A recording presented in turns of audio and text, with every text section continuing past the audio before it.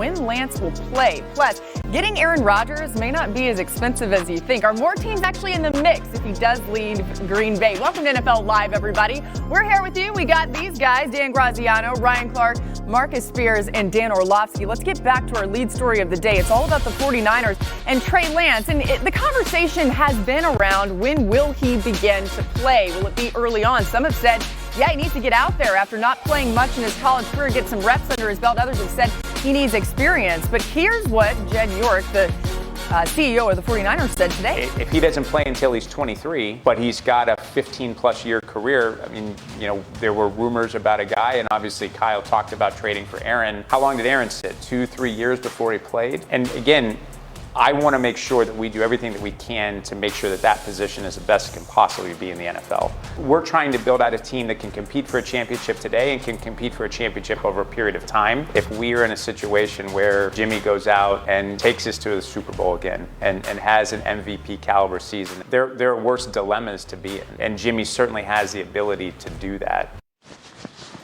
Jed York said that to NBC Sports Bay Area. So, Dan Orlovsky, we start with you. Is this approach where there's just not a whole lot of pressure on Trey Lance, even though they picked him at 3, just kind of wait it out and see if we wait a couple years for him to play? Is that the right approach? I don't believe so, because I think Trey Lance needs to play. And Jed York referenced Aaron Rodgers in the years that he sat. Aaron had like 700 passing attempts in college. Trey Lance has had 318. So if we look at him sitting for the next 2 years, hypothetically, per these comments, that's 4 years he goes with getting 318 reps in live game action playing quarterback. I just don't know how anyone can justify development.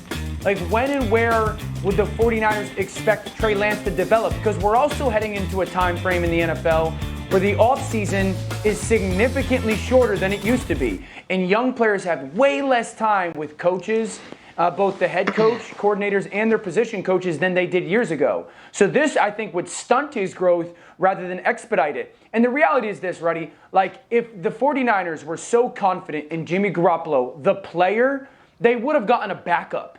They went and got Trey Lance because of the talent. They want him to be their starter. Yeah.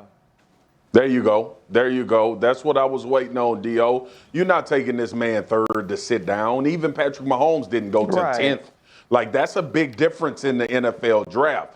But you go take a quarterback third, you give away first-round picks, you move up in the draft, and Kyle Shanahan said, I am drafting a starter, period. Yep. So that is Trey Lance. That is the MO that he's going to go into this locker room with. Look, Jimmy Garoppolo was put on notice when they made the trade up to 3, because we all knew it was going to be a quarterback. And I understand what Jed York is doing. You have to keep synergy. You have to plan for all of these things to possibly transpire. But the bottom line is, you didn't give away picks, trade up to see Trey Lance sit down for 2 years until you figure out if Jimmy G is a good enough quarterback to win you a Super Bowl. Y'all remember, before the draft, I said the San Francisco 49ers moved up to find a quarterback to win the Super Bowl, not just get there. Absolutely.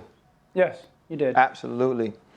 And you know what? I can see it now. Jed York says 49ers new motto, we won't bust pipe nor make diamonds, because we apply no pressure. Because that's basically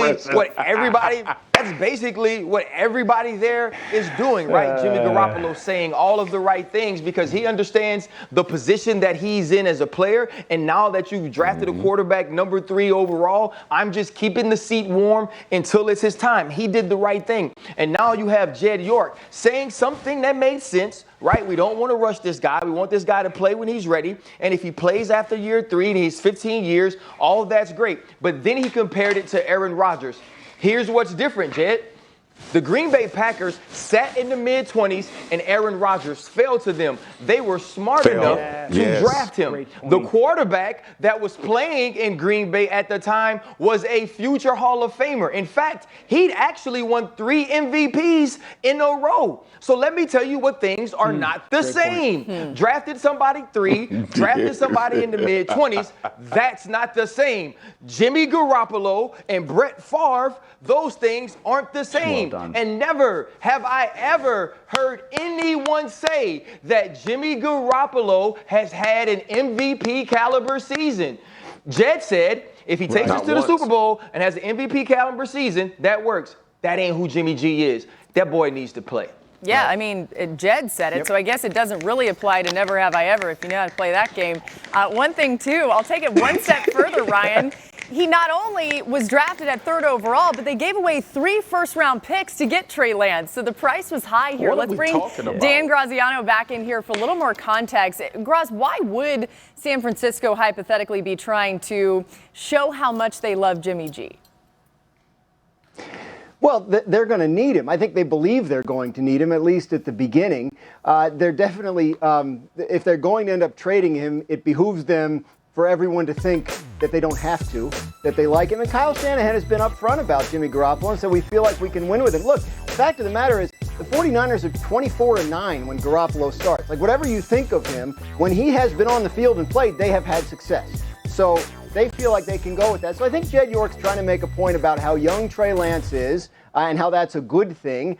And yeah, I mean, if Jimmy Garoppolo were to go out and win the Super Bowl and the MVP award this year and they had to wait on Trey Lance as a result, that would be a wonderful situation for the Niners. It's just not very realistic. As we're learning with another team, if Garoppolo wins the MVP this year, he's going to dig his heels in and refuse to play for the team next year because that's what you're supposed to do when the team drafts a quarterback in the first round. Right? So Jeez, you're so salty. Roz got it in there. By the way, coming up later on the show, we'll talk about Aaron Rodgers and why the price for him may not be as high as you think. Ryan, I'll give you the last word here before we go back to Graz for some news. Well, listen, man, I think Graz is absolutely right. Like, he has a hold on the situation, probably all but the last part. I just believe that Trey Lance was drafted because of his talent. He was drafted because of his ceiling. And when you listen to what Dan says, it makes so much sense to me. This is a dude that needs reps. The only way to get better at playing quarterback is by playing quarterback. You gave up what you gave up to get him. You drafted him at 3, let him be your quarterback. All right, Graz, let's go to our top stories of the day. We begin with the Broncos and their situation with their new quarterback, Teddy Bridgewater. Yeah, as a condition of the trade that sent Teddy Bridgewater from Carolina to Denver, is an adjustment, significant adjustment to Bridgewater's contract. He was supposed to make $17 million this year, of which $10 million is guaranteed. Now they've knocked that down to about $11.5 million, of which $10 is guaranteed, and of which $7 the Panthers are paying as a condition of the trade. So Teddy still gets his money and a chance to start in a place in Denver that he wouldn't have gotten a chance in Carolina. And